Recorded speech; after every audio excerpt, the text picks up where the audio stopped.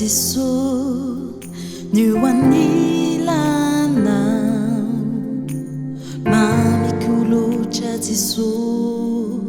miaradalana minao tsapa kwankehitriny tsy misy toanao ka ny androko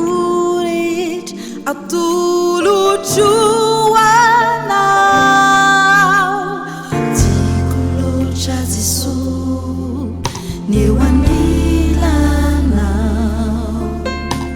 mamiko loatra Jesosy miaradalana aminao tsapako ankehitriny tsy misy toanao ka ny androko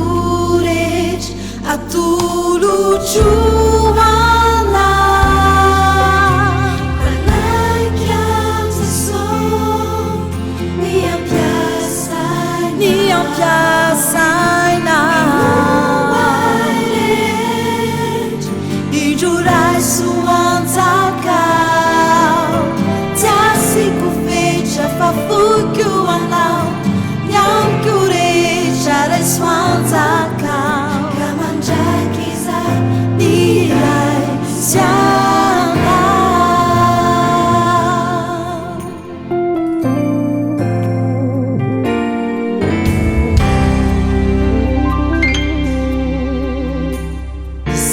Quanao lalanda